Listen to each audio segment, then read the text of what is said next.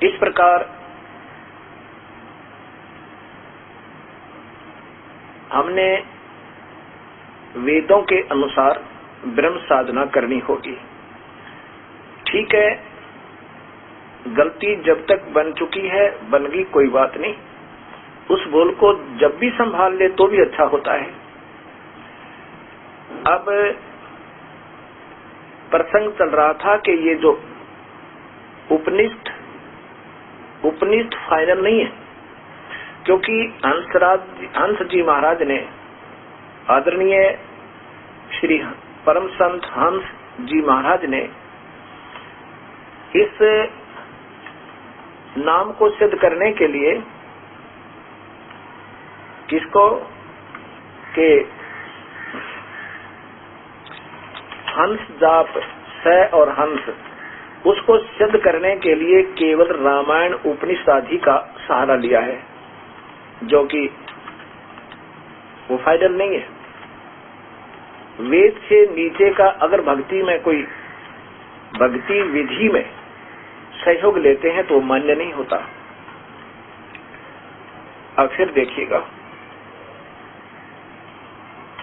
परम संत श्री हंस जी महाराज,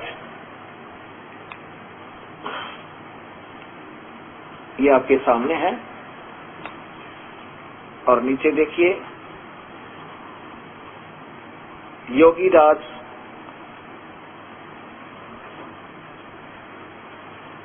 परम संत सदगुरुदेव श्री हंस जी महाराज, प्रकाशक प्रेमनगर आश्रम हरिद्वार से।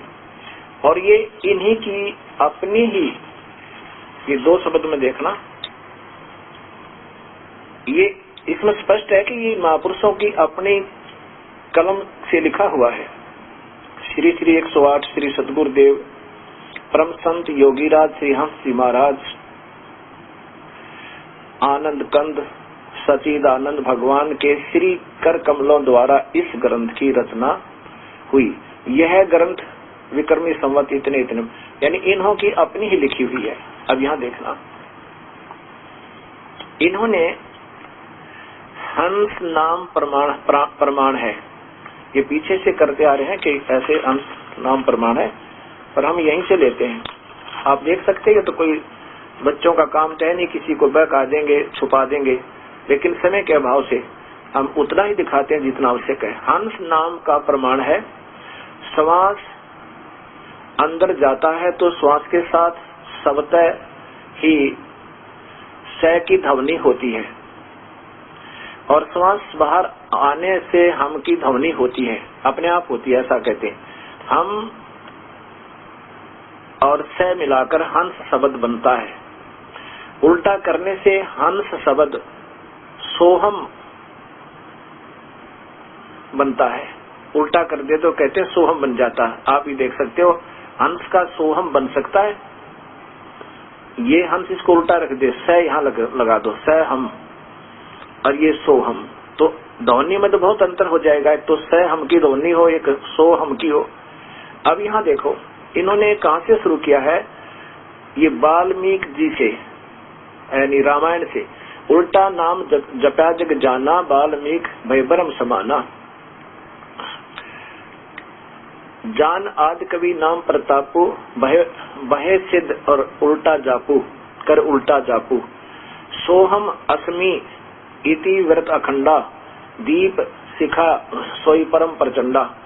अब यहाँ देखो, नीचे आ जाते हम, यहाँ से सोहम शब्द की ध्वनि सभी प्राणियों के प्रति श्वास में होती रहती है। अब सोहम हो रही है या हंस, दिन रात का अंतर है। इसी को अजप्पा कहते हैं।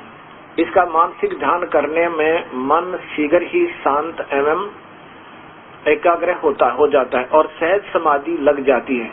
इसी को परवण योग या ओंकार मंत्र कहते हैं। ले बता, ये ओंकार मंत्र बता दिया। भले आदमियों, कुछ तो सोचो, कहाँ ओम मंत्र, कहाँ ये सोहम।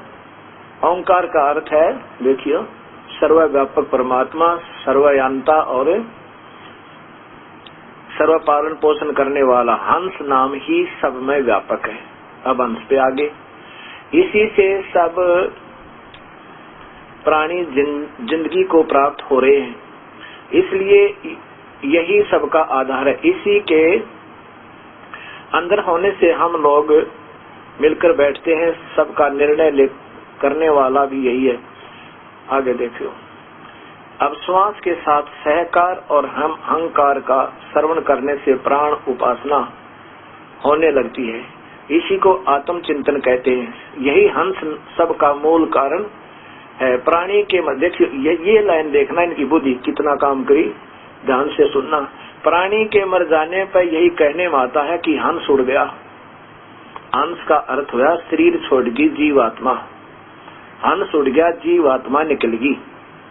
और ये हंस को भगवान बतावे, यही उनका मूल कारण, यही मूल जाप। हंस का अर्थ है प्राणी, और प्राणी का प्राणी जाप करे। कहने में आता है, देखो, प्राणी के मरने पर, प्राणी के मरने पे, आप ही कह रहे हैं प्राणी के मरने पर यही कहने में आता है कि हंस उड़ गया। हमारे मानस हृदय में ही हंस निवास करता है। हमारी रामायण हंस सी की गाथा है। अब ये विचार करो, भक्तात्मा स्वयं कह रहे हैं प्राणी मरने पर भी यही कहने में आता है कि ये हंस उड़ गया। हमारे हृदय में भी हंस निवास करता है। बताओ, प्राणी मर गया तो प्राणी ही उड़ गया। सारी रामायण हंस की गाथा है। अब यहाँ देखना होगा, आगे तुम ही शिव के हृदय रूपी मानसरोवर के हंस हो। अब यही समझ में नहीं आ रहा ये महात्मा जी कहना क्या चाह रहे हैं। हंस का जाप करो, और कहते हैं ना प्राणी मर जावे तो हंस निकल गया। तो कबीर साहब भी कहते हैं हंसा निकल गया पिंजरे से, खाली पड़ी रही तस्वीर। वो जीव निकल गया, और जीव ही जीव जीव जीव करे, यानी हंस नाम किसको कहते हैं? उस सुलझी हुई आत्मा को जो विकारों से रहित हो जावे, और ये समझ ले कि प्रभु की भक्ति के बिना जीव का कति गुजारा नहीं।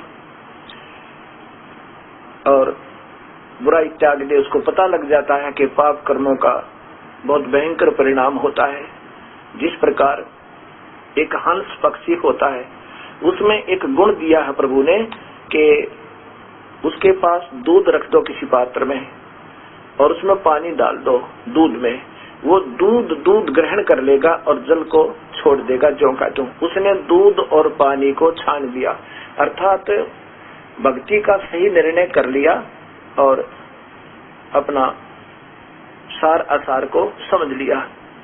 असार को त्याग दिया, सार को ग्रहण कर ले, उसको हंस आत्मा कहते हैं। उधरी हुई आत्मा, यानी वो परमात्मा नहीं, हंस जीवात्मा, अच्छी आत्मा। तो आगे क्या बताया है? अब ये कहते हैं हंस को फिर उल्टा कर ले तो सोहम हो जा, और प्रमाण दे रहे हैं केवल रामायण का। वेद त्याग दिए, गीता भूल गए, और ओंकार को भी कहते हैं ये भी सोहम ही जाप बनाए। इसी को ओंकार भी कहते हैं, हंस को ही। ओम शब्द तो हर शास्त्र में, गीता और वेद दोनों में प्रमाणित है। और यही कबीर साहब गरीबदास जी ने बताया कि ओम नाम से ही भक्ति प्रारंभ होगी, इससे अन्य कोई नाम जप है तो व्यर्थ है। अब सोहम जाप को ये फाइनल मानते हैं, मान लीजिए। अब स्वयं अपनी ही लेखनी से लिख रहे हैं कि कबीर साहब की वाणी,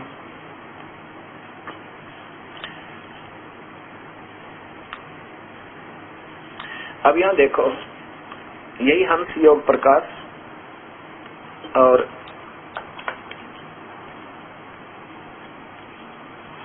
इसके प्रश्न नंबर 227 पर ये कबीर साहब की वाणी लेते हैं। ये देखिए कितना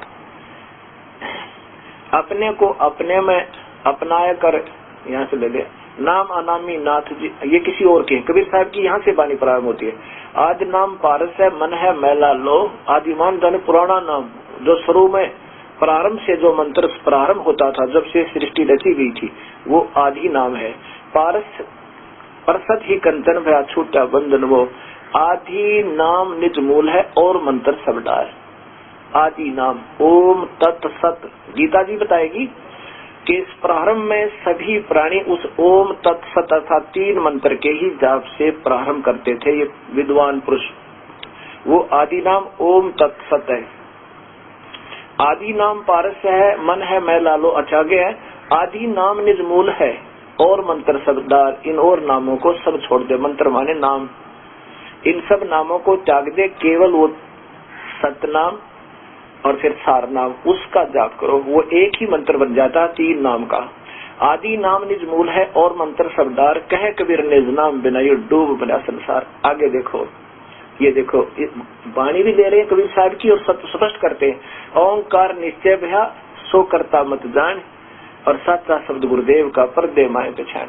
ये ओंकार वही शब्द नहीं है, वो कह रहे हैं कि तो ओंकार वही नाम है, और प्रमाण ये वाणी दे रहे हैं। इन्हें ये भी ना सोचा तुम प्रमाण भी क्या दे रहे हो। वो कहते हैं ओंकार भी सोहम नाम है। कबीर साहब कहते हैं ओंकार तो यु काल तो जरूर है, लेकिन ये भगवान नहीं है। ओंकार निश्चय भया, ये ओम नाम जिसका है वो ओंकार निरंजन, वो तो है, लेकिन वो भगवान मत जान, उसको करता मत जान। और सच्चा शब्द गुरुदेव का, यहाँ पर लिखा सच्चा शब्द मैंने जो दिया कबीर साहब का, पर्दे माहे पहचान। सच्चा शब्द कबीर का, यहाँ कबीर शब्द है, ये अपने आप साहब से बदलते रहते हैं। जो जन होगा जो हरि रतन ले बिल गाए, और सोहम सोहम जप मुझे बिठा जन्म गवाया।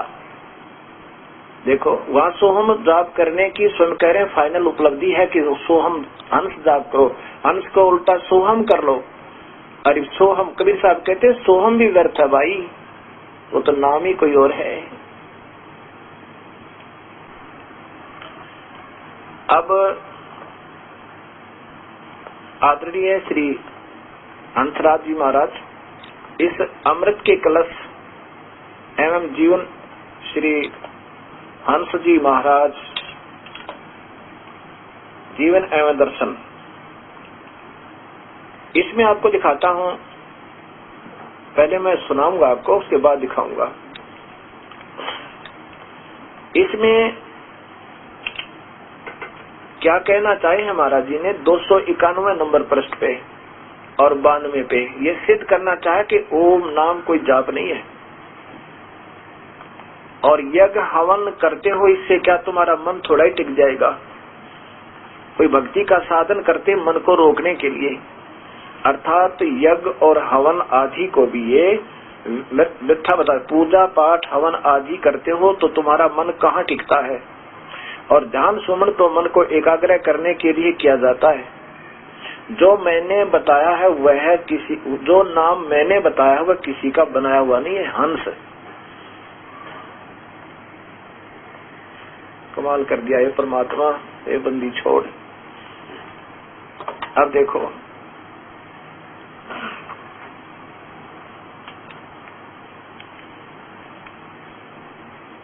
ये वही हंस योग दर्शन, यहाँ देखो 291 पृष्ठ पे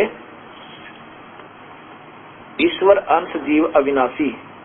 यहाँ देखिएगा भाई, ये तो ना भाई बहकावे माँ का कंकर पत्थर सत्य भगवान मान लेते। भाई देखने और जानने पर ही गुरु की बात माननी चाहिए। सोचो और बताओ कि जब तुम पूजा पाठ हवन आदि करते हो तो तुम्हारा मन कहाँ टिकता है। और ध्यान सुमन तो मन को एकाग्र करने के लिए ही किया जाता है। अब यहाँ देखो मैं जो नाम बताता हूँ हंस, वह किसी का बनाया हुआ नहीं है। ये अखंड नाम है, पावन नाम है, राम नाम है। आगे देखो और इस 92 पे क्या कहते हैं। कोई कहता है ओम ही, बहुत से विद्वान ओम को भगवान का सच्चा नाम बताते हैं, परंतु ओम बैठरी वाणी का विषय है और भगवान का नाम परावाणी का विषय है। ओम नाम को ये भगवान का नाम नहीं मानते, सीधी सी बात है। अब देखो अब कहाँ ले जाएंगे ये अनजान संत। बैठरी का वाणी का अर्थ होता है कि बोल के भक्ति करे, बोल के उच्चारण से जो होती है वो बैखरी वाणी बोलते हैं।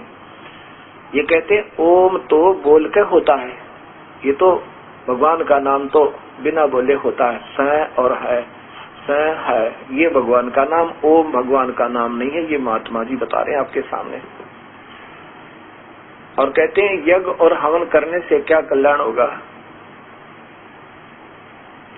और गीता जी में आपको दिखाया, वेद बतावे ओम नाम का जाप करे, काम करते करते करे, चलते फिरते करे, विशेष कसक के साथ मानव जीवन का अपना विशेष उद्देश्य समझ कर ओम नाम का जाप कर, यजुर्वेद बतावे।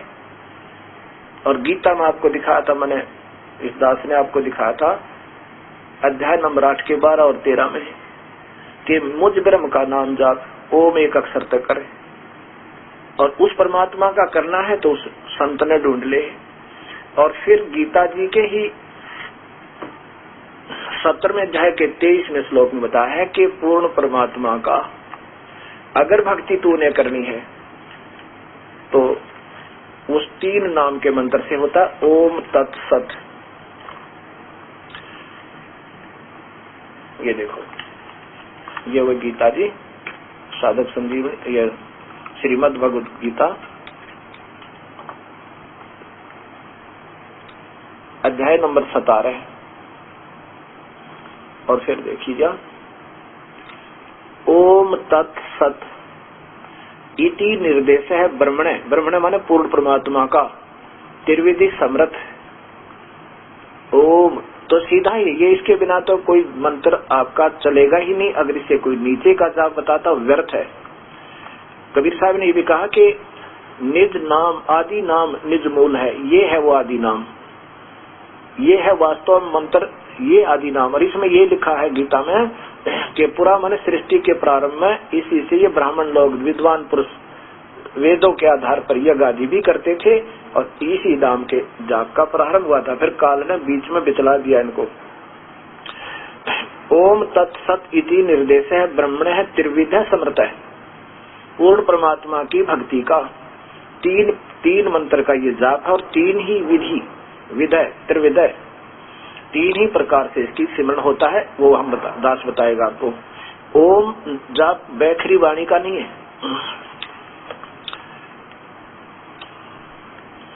अब ओम नाम जो है ये कैसे जपा जाता है। अगर इसको बैखरी वाणी से जाप किया जाता है तो इसका लाभ तो है लेकिन कम है। ऐसा नहीं है, बैखरी वाणी से भी जाप करने का कोई लाभ नहीं है। जैसे ओम ओम ओम ओम ओम ओम ओम ओम ओम ओम या मन मन में, या से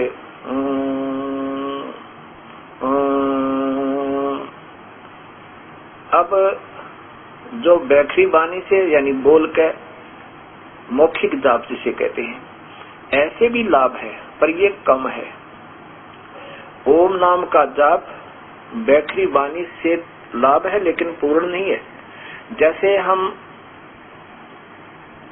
जो मंत्र आपको देते हैं, देंगे आपको, ओम से प्रारंभ करेंगे, ओम के बाद एक और इसके साथ मंत्र लगेगा, वो सतनाम बनेगा 2 मंत्र का, और फिर ये 3 मंत्र का एक ही बन जाएगा।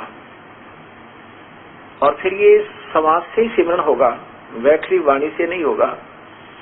अब जैसे हम मौखिक जाप करते हैं, मौखिक जाप 1000 बार और मानसिक जाप 1 बार ओम का, यानी किसी भी मंत्र का, लेकिन पूरे संत तो लेकर अपने आप नहीं, मर्यादा ही होती है। और फिर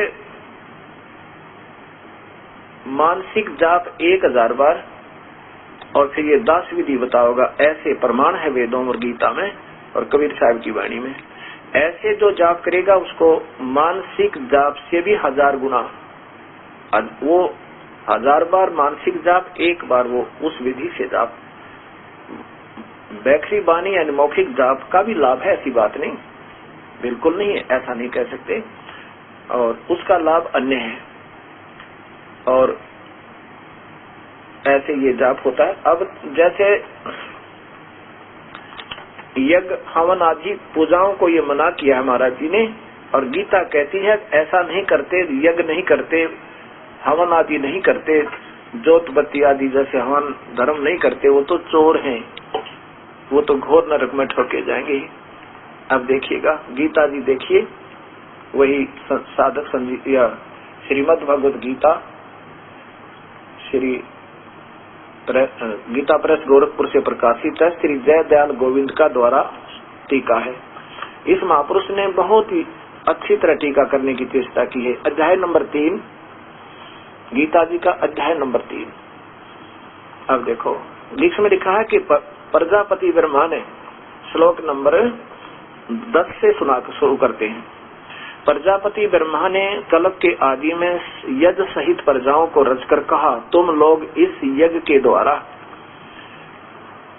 वृद्धि को प्राप्त हो। यह यज्ञ तुम लोगों को इच्छित भोग प्रदान करने वाला हो। अब नीचे देखो 11वें में कहा है, इस यज्ञ के द्वारा देवताओं को उन्नत करो और देवता तुम लोगों को उन्नत करें। इस प्रकार निस्वार्थ भाव से एक दूसरे को उन्नत करते हुए तुम लोग परम कल्याण प्राप्त हो जाओगे। अब 12वें में कहा है, अध्याय नंबर 12 में, यज्ञ के द्वारा बढ़े हुए देवता तुम लोगों को बिना मांगे ही इच्छित भोग निश्चय ही देते रहेंगे।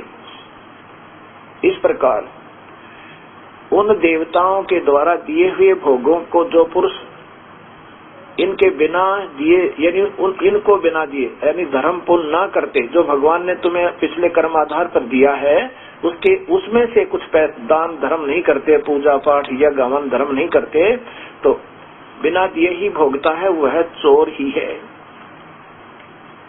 वह तो चोर है जो यज्ञ हवन पूजा पाठ आदि नहीं करता। ये नहीं कहा जा सकता कि नित्य पाठ मत करो, ये गलत है। ये कहना कि ये गलत, ये व्यर्थ है। आरती मत करो, 500 यज्ञ करनी होंगी पर निष्काम भाव है, ऐसा ही लिखा है, नी इच्छा। एक यज्ञ है धर्म की, धार्मिक भंडारे अनुष्ठान ये अवश्य गुरु आज्ञा से करवाने होंगे। और सुबह शाम जोत लगावे, ज्योति हवन का काम करेगी और शाम की आरती सुबह के नित्यक्रम अवश्य करने होंगे। इससे हमारे हृदय में ज्ञान यज्ञ बनी रहेगी, ज्ञान यज्ञ होती है। और ज्योत जो है, ज्योति जो जगाते हैं, ये कहते हैं अंदर की ज्योति जगाओ, बाहर की ज्योति नहीं। ना तो अंदर की जगह इनकी, क्योंकि नाम गलत, गीता के विरुद्ध। और बाहर जो धर्म से पुण्य होना था, जो लाभ होना था, वो बंद करवा दिया। ऐसे ही धन धन सतगुरु, ऐसे ही राधा स्वामी पंथ में कहते हैं ज्योति मत लगाओ, ना कोई धर्म पुण्य करना, तुम्हें भोगना पड़ेगा। अब ये अधूरे सुधूरे मार्गदर्शन करके इन भोली आत्माओं को ऐसे भ्रमित कर दिया। हमने गीता में जो लिखा है वो तो करना ही करना है। हम भी उसको कहते हैं कैसे कि जैसे गीता में लिखा है कि तुम मेरा पाठ कर अर्जुन, गीता का नित्य पाठ करता रहे तो मुझे ही प्राप्त होगा निसंदेह, कोई शक नहीं, इसमें कोई शक नहीं। केवल एक पाठ्यक्रम करते रहने से और सही नाम ना मिलने से आंशिक लाभ है, पूर्ण नहीं। यही कहना चाहे भगवान ने। कबीर परमात्मा भी यही कहते हैं कि ये जो तुम पाठ केवल पाठ ही करते हो, चाहे वेद का करो, चाहे गीता जी का, महावीर रामायण का, और चाहे कुरान शरीफ का, पवित्र बाइबल का, या गुरु ग्रंथ साहिब का, या गरीबदास जी की वाणी का, कबीर साहिब की वाणी का करते रहो। अगर सही नाम नहीं मिला तो अधूरे और व्यर्थ है तुम्हारी साधना। इसके साथ साथ ये तो करने हैं, अगर नाम नहीं मिला तो ये सब व्यर्थ है। जैसे खेत में बीज बीजा नहीं और खाद और पानी सुचारू देते रहे तो क्या लाभ होगा? घास होगा, अन्न नहीं होगा, भूखे मर जाएंगे। ऐसे ही हमने पहले बीज बीजना है और सच्चे और सार नाम का, और उसके बाद फिर ये धर्म यज्ञ, हवन यज्ञ, परिणाम यज्ञ, ज्ञान यज्ञ, ज्योत भी जगानी है सुबह शाम, और अखंड जगा दे तो कहना है कि दिन रात चलावे। और प्रणाम यज्ञ, दंडवत प्रणाम।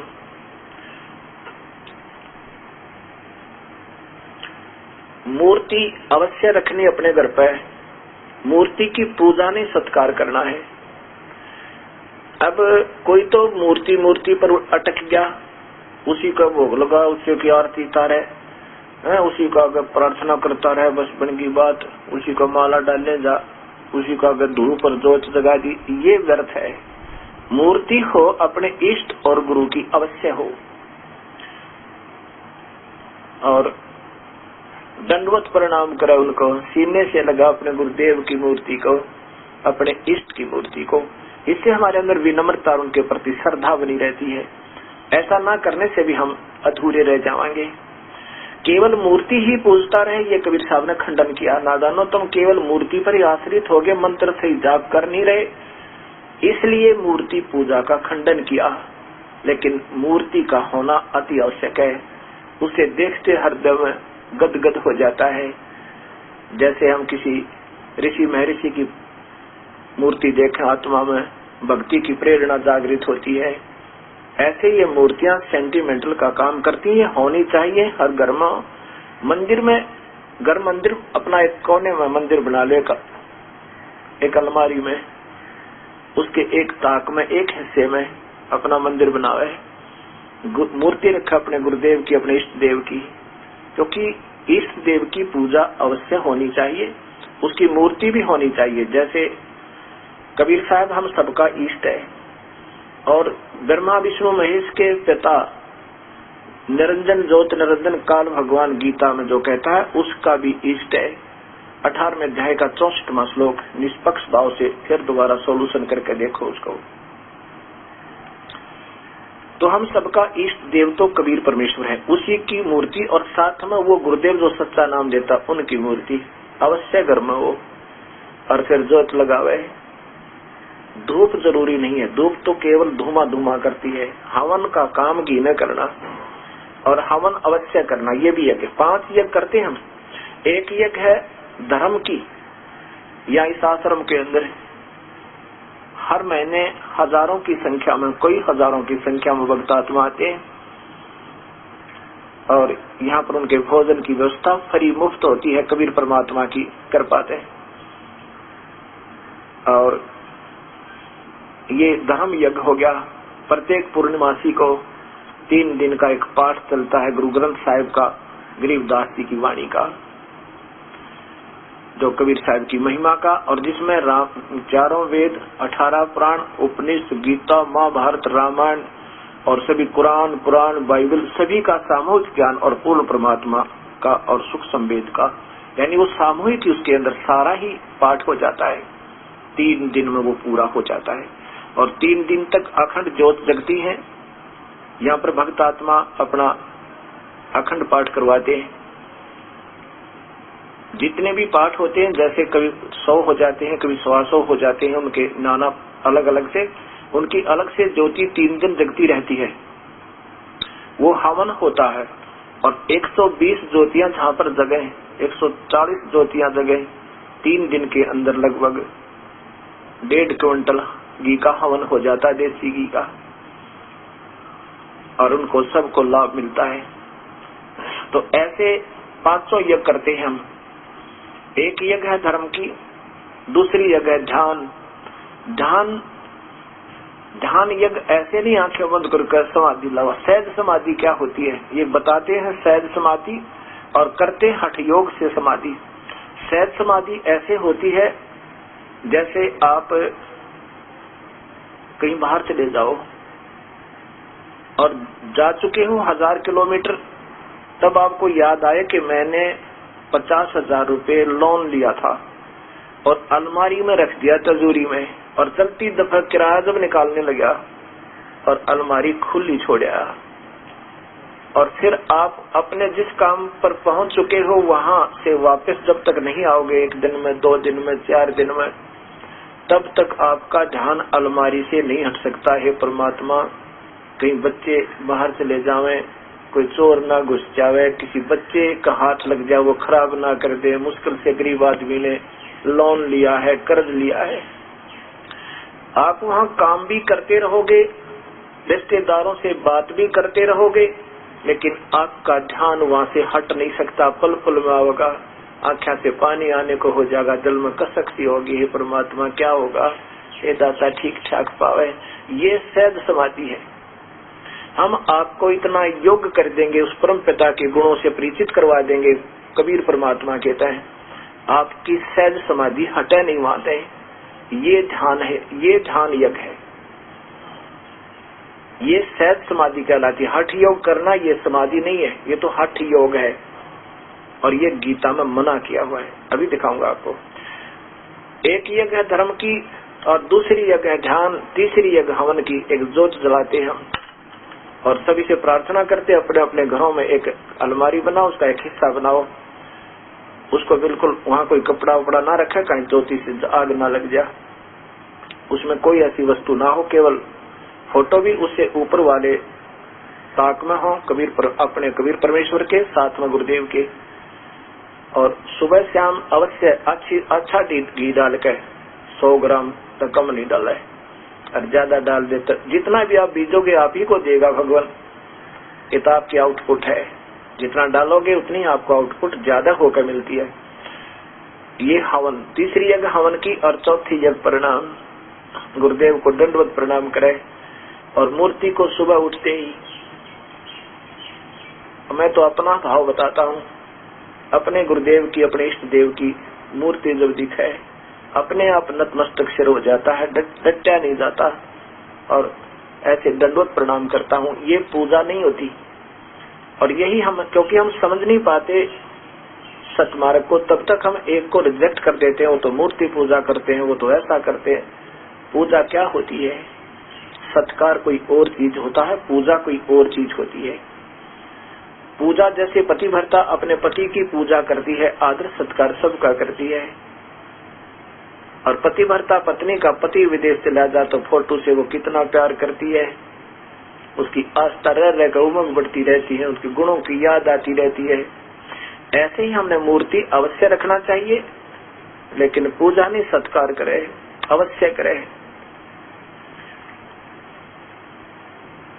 और पांचवी यज्ञ है ज्ञान की। ज्ञान क्या होता है? सुबह हम पौन घंटा लगता है लगभग, सुबह के नित्यनियम गरीबदास जी कबीर साहब की वाणी के आधार पर करते हैं। ये तो देखो प्रमाणित शास्त्र है, से गीता का पाठ कर लो, और वहां में गुरु ग्रंथ साहिब का पाठ कर लो, और चाहे कुरान का करो, बाइबल का करो। और ये ज्ञान यज्ञ कहलाती है, जिसका गीता जी में कहा कि तू मेरा पाठ करता रहेगा, गीता जी का पाठ करता रहेगा अर्जुन, तो तू मुझे ही मिलेगा। क्योंकि काल के जाल में रहेगा केवल पाठ करेगा तो, और सही नाम मिल के साथ भी करेगा, सही संत से नाम लेकर ओम नाम का भी अगर जाप करना है तो पूरे संत से लेकर, इन और नामों का नहीं। कबीर साहब कहते हैं कोटि नाम संसार में उन तो मुक्ति ना हो, तो करोड़ नाम है उन तो मुक्ति नहीं होगी। और सार शब्द मुक्ति का दाता जाकू जानना कोई। अब ये ऐसा विवरण होता है इसका। अब चक्र क्या हो गया, काल ने तो इस प्रकार का, अब कलयुग में ये फैसला कर रखा है कि किसी भी भक्तात्मा को सतमार्ग पर नहीं लगने दूंगा। क्योंकि कबीर साहब जब जोगजीत रूप अपने पुत्र के रूप में आए थे, तो काल ने सोचा था ये जोगजीत है, कबीर साहब परमात्मा नहीं है।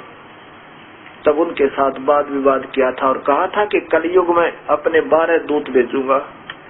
आपका जब आप जाओगे या आपका कोई दूत जाएगा सत संदेश वाहक, उससे पहले उन नकली संतों के द्वारा नकली मार्गदर्शन करवा दूंगा। महिमा पूरी गाएंगे पूर्ण भगवान, और घुमा फिरा कर ब्रह्म पर रोक देंगे।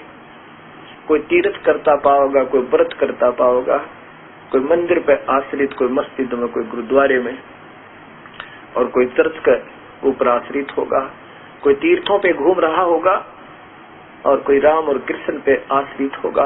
ब्रह्मा विष्णु महेश तक ही सीमित होंगे। और आपका संत बताएगा कि वो परमात्मा कोई और है, उनकी पूजा करनी चाहिए, इन अन्य की नहीं करनी चाहिए। तो आपके संत के साथ वाद विवाद करेंगे। काल ने कहा था 12 पंथ करूं मैं साजा, नाम तुम्हारा ले करूं आवाजा। 12 पंथ नाम जो ले ही, सो हमरे मुख आन समोही। इन 12 पंथों में जो नाम लेंगे, कहते हो मेरे ही आहार बने रहेंगे। वो नाम तो सारे गलत होंगे और महिमा भगवान पाने की बताते रहेंगे। फिर कहते हैं 12 पंथ करूं मैं साजा, नाम तुम्हारा ले करूं आवाजा। 12 पंथ नाम जो ले ही, सो हमरे मुख आन समोही। प्रथम अंश हमारा जाई, पीछे अंश तुम्हारा आई। जोगजीत मान के पूर्ण परमात्मा कबीर साहब को ये काल ब्रह्म कह रहा है कि पहले मेरे दूत जालेंगे और सबको लाखों और करोड़ों की संख्या में सबको गुमराह कर देंगे, शास्त्र विरुद्ध साधना पर आधारित कर देंगे। और ये बोली आत्मा फिर गुरु जी के ऊपर इतने आसक्त होंगे, एक शब्द भी सुनकर प्रसन्न नहीं होंगे। प्रथम अंश हमारा जाई, पीछे अंश तुम्हारा आई। कहा तुम्हारा जीव न माने, हमारी ओढ़ हो बाद बखाने।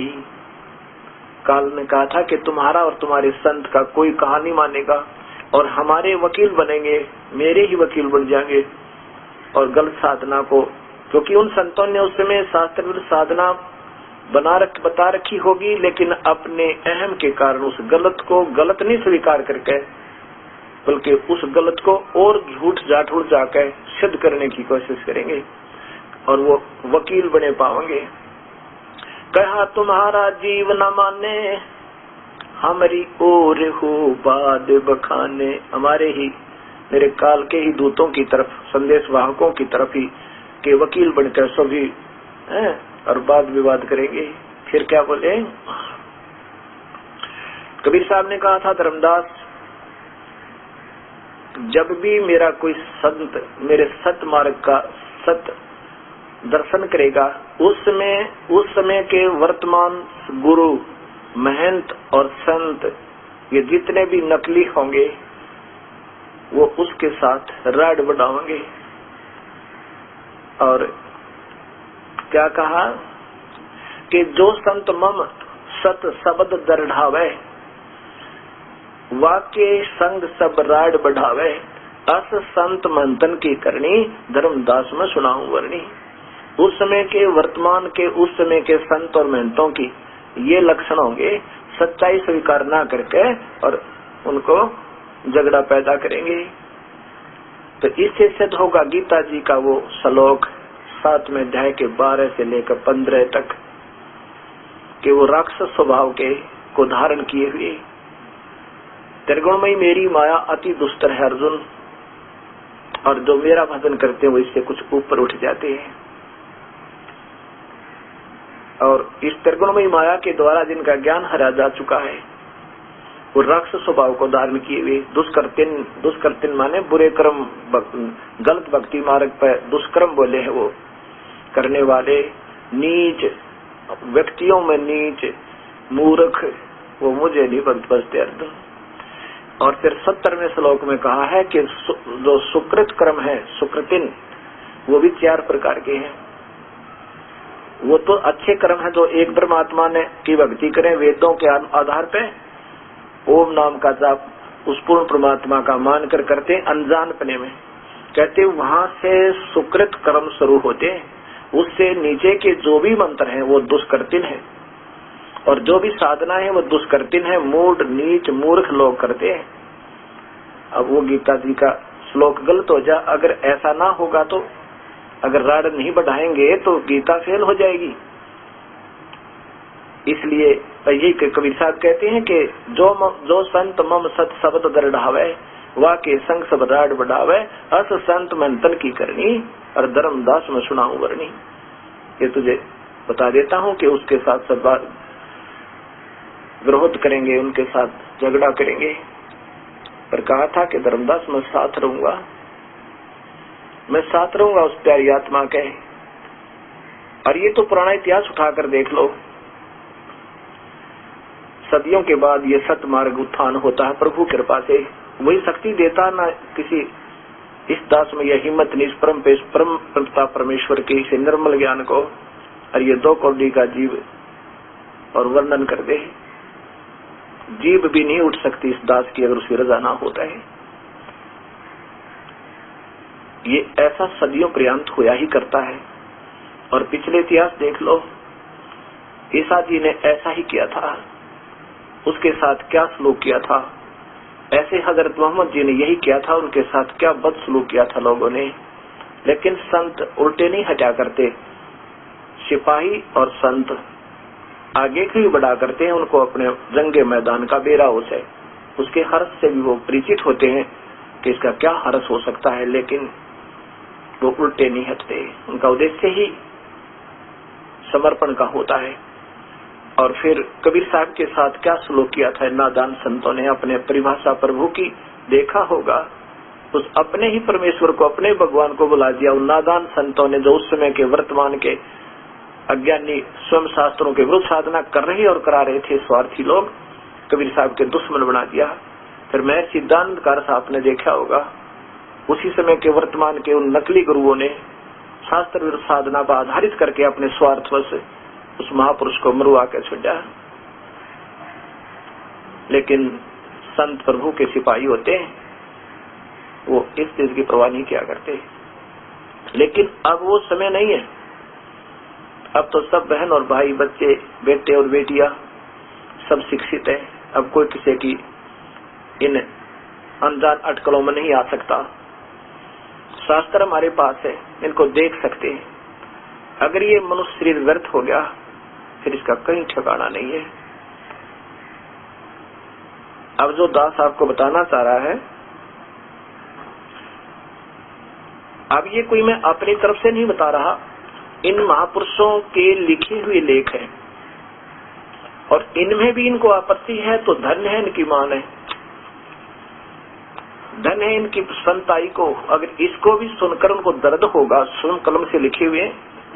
हाँ, ये हो सकता है कि मेरी समझ में कम आया हो जो मैं बता रहा हूँ, हो सकता है मैं एक तरफा बता रहा हूँ, ये हो सकता सब भगत समाज के मन में ये आ सकता है कि महाराज जी शायद वो ही बता रहे हैं जिनको जो इनके सूटेबल है, अनुकूल है, बाकी व्याख्या को छोड़ रहे होंगे। ये आप परचेज कर सकते हो और ले सकते हो, वहां से देख सकते हो। और आप पढ़ोगे इस दृष्टिकोण से, फिर पता चलेगा आपको इन महापुरुषों ने इसमें क्या वर्णन दिया हुआ है। अपनी शास्त्र विरुद्ध साधना को सच करने के लिए ना जाने कितनी अटकलें लगानी पड़ती। ऐसा ही नहीं, इन्हीं की नहीं कह रहा मैं, सभी महापुरुषों ने ऐसा किया। अब हमने उपनिषद का जिक्र चल रहा था, उपनिषद क्या चीज होती है। यदि हमने भक्ति करनी है, बार बार बता रहा हूं कि वेद और गीता को फाइनल मान के चलना है। अगर ब्रह्म तक की साधना ही करनी है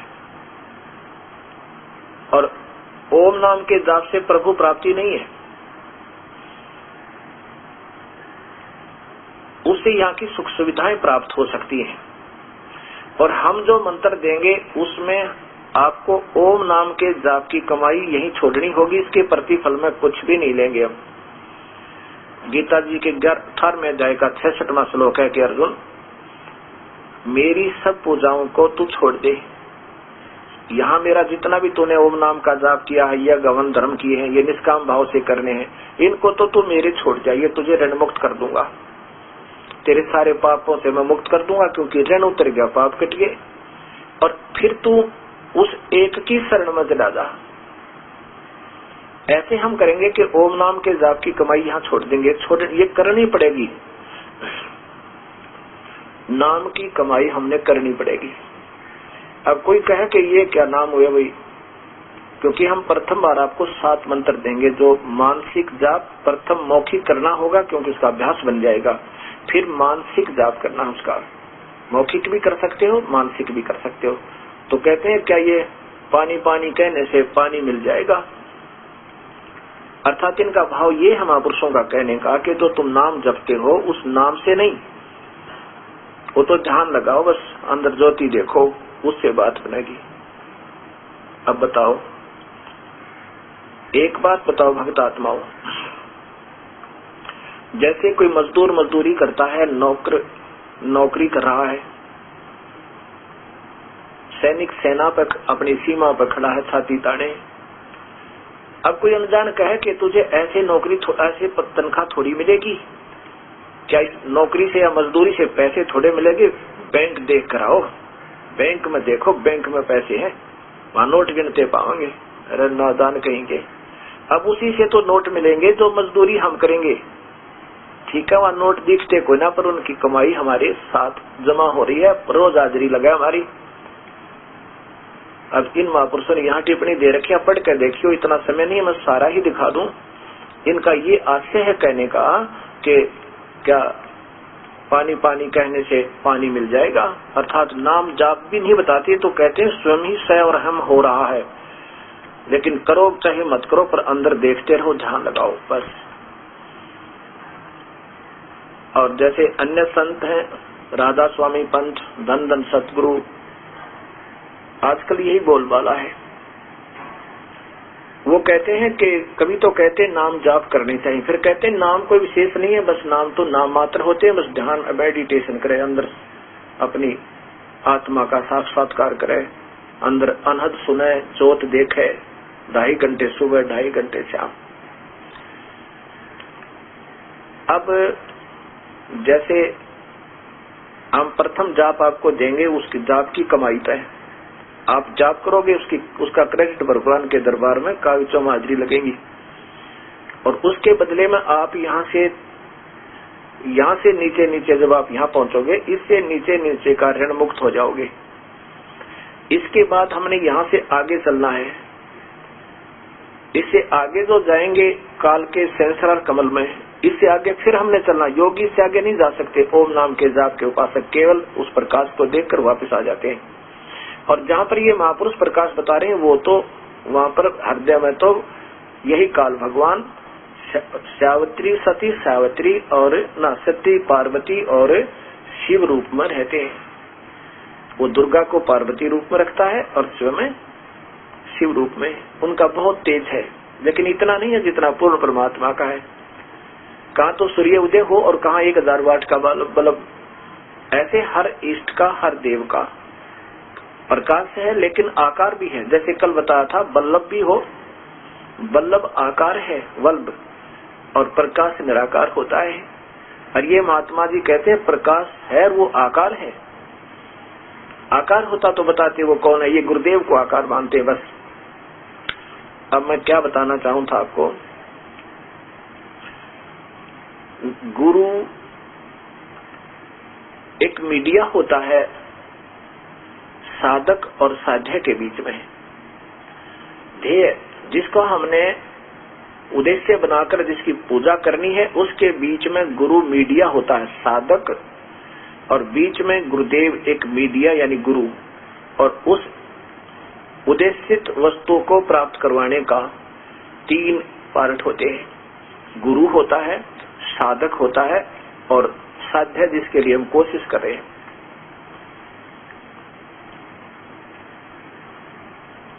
तो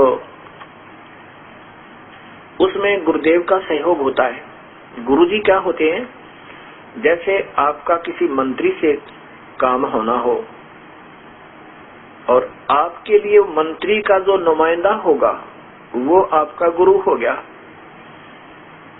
आपको साथ लेगा और उससे मिलाएगा मंत्री जी से और आपका कार्य करवा देगा। अगर उसकी पहुंच सही होगी तय, अर्थात उसका खास होगा, तो आपका सही जायज काम होगा जो, तो वो करवा देगा, वो भी गुरु हुआ।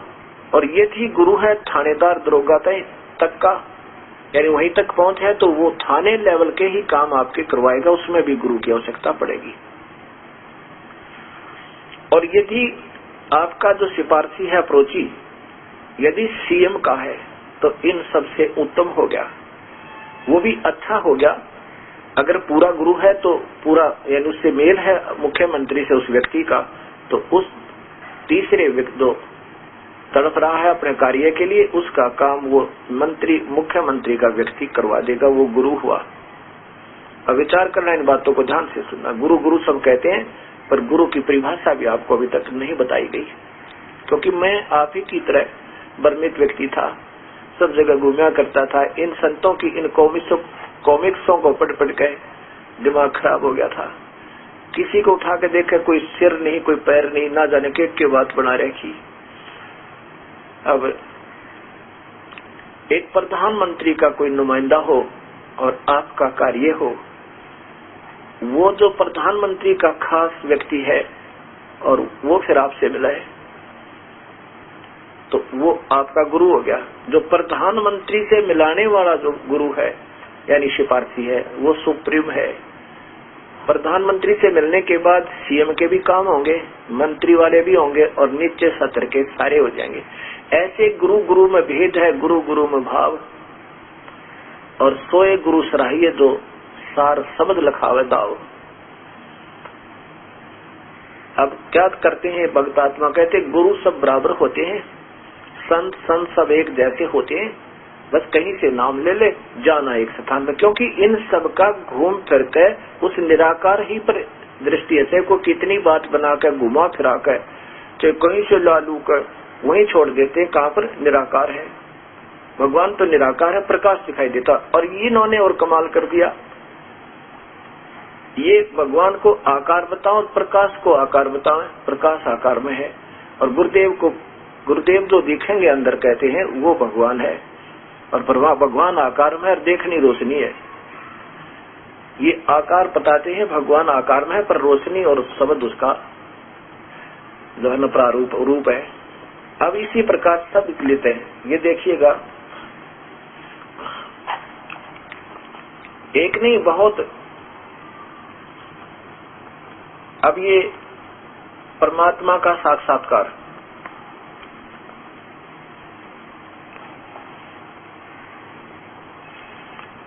ये है श्री वही राधा स्वामी पंत से दर्शन सिंह जी महाराज, आदरणीय श्री दर्शन सिंह जी महाराज। अब इनके देखिएगा, इनसे प्रश्न किया किसी ने, क्या हम परमात्मा का साक्षात्कार कर सकते हैं? संत दर्शन जी महाराज से भेंट वार्ता सन 1978 में अमेरिका यात्रा के दौरान शिकागो में रेडियो से प्रसारित भेंट वार्ता के आधार पर, क्या हम परमात्मा से साक्षात्कार कर सकते हैं? हाँ, हम इसी जीवन में प्रभु का साक्षात्कार कर सकते हैं। आप जो कहते हैं वो क्या प्रमाण है, क्या प्रमाण है? उदाहरण देते हैं कि हलवे का क्या प्रमाण है, उसके खाने से नियत है, बस। अब आगे देखो, कहते हैं स्वामी विवेकानंद जी ने, जिनका पूर्व नाम वीरेंद्र था, रामकृष्ण परमहंस से एक बार पूछा था, प्रभु क्या आपने परमात्मा को देखा है? उन्होंने जवाब दिया, हाँ बेटा, मैंने परमात्मा को देखा और उतनी ही स्पष्टता के साथ, जितना स्पष्टता के साथ मैं तुम्हें देख रहा हूँ। अर्थात जैसे मैं तुझे देख रहा हूँ ऐसे देखा। क्या फिर आगे क्या बताते हैं? दर्शन सिंह परम आदरणीय दर्शन सिंह जी महाराज कह रहे हैं, परमात्मा जब व्यक्त हुआ, व्यक्त माने आकार में आया। देखो विचार करना, व्यक्त हुआ यानी आकार में आया। उसने दो रूप परमात्मा का प्रकाश और मंडलों का राग धारण किए। इन दो सिद्धांतों से संपर्क स्थापित कर न केवल हम परमात्मा को देख ही सकते हैं, वरन हम उससे रूबरू आमने सामने बातचीत भी कर सकते हैं, उसका मार्गदर्शन भी पा सकते हैं और अंत में उसमें अभेद भी हो सकते हैं, यानी उसमें मिल भी जाएंगे। फिर कहते हैं परमात्मा देखने में कैसा है? परमात्मा आकार रहित है। बताओ, अब कोई छोरी हुई इनकी, हिसाब लाओ आप। परमात्मा आकार रहित है, परमात्मा पूर्ण ज्योति, पूर्ण ज्योत, पूर्ण प्रकाश और मूल प्रभा तेज है। परमात्मा ज्योति पुंज अवर्णनीय है।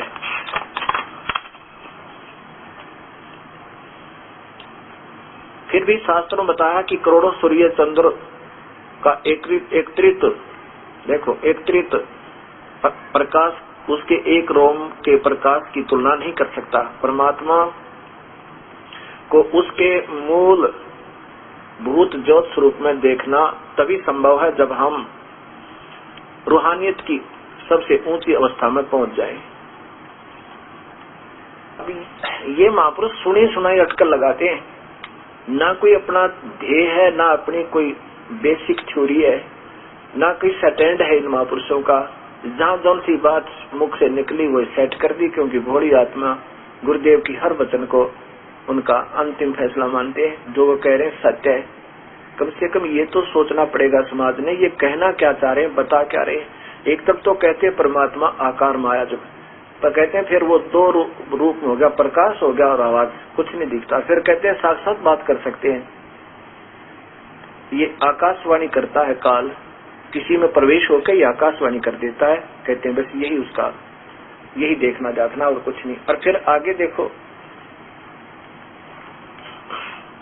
ये भी गुरु को भगवान मानते हैं। गुरु के दर्शन हो गए वही भगवान हो गया, वही दर्शन बस समझो परमात्मा का है। तो अब ये देखिए,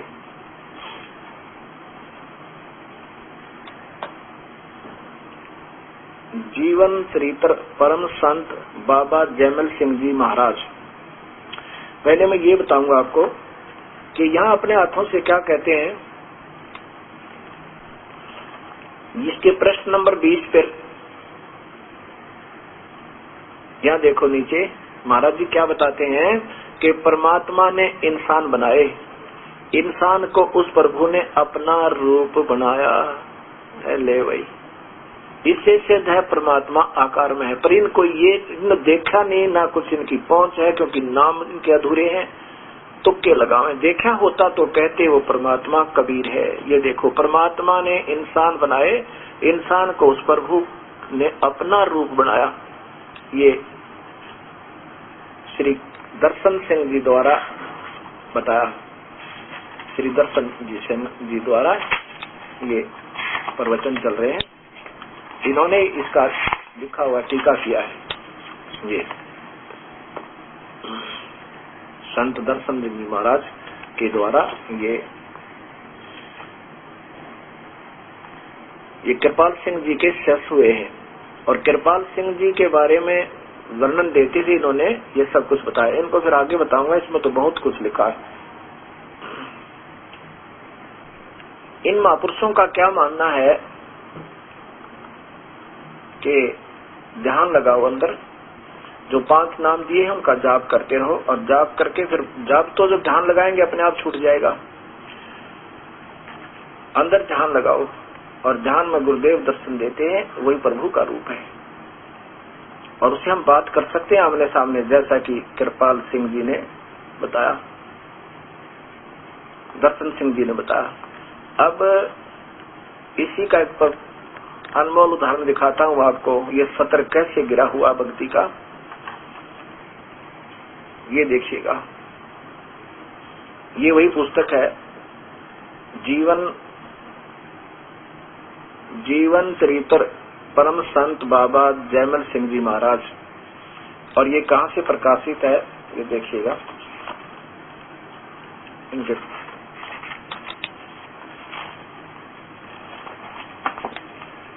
यहाँ नीचे देख ले, अंग्रेजी में लिखा हुआ है, सावन कृपाल पब्लिकेशंस, कृपाल आश्रम, संत कृपाल सिंह मार्ग, विजय विहार दिल्ली, विजयनगर दिल्ली।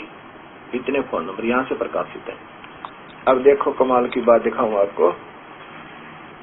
इस बात को सिद्ध करने के लिए भगवान के दर्शन गुरु जाते नहीं है, मर जाते हैं तो भी हमेशा हमारे से बात करते रहते हैं। ये देखो, बाबा सावन सिंह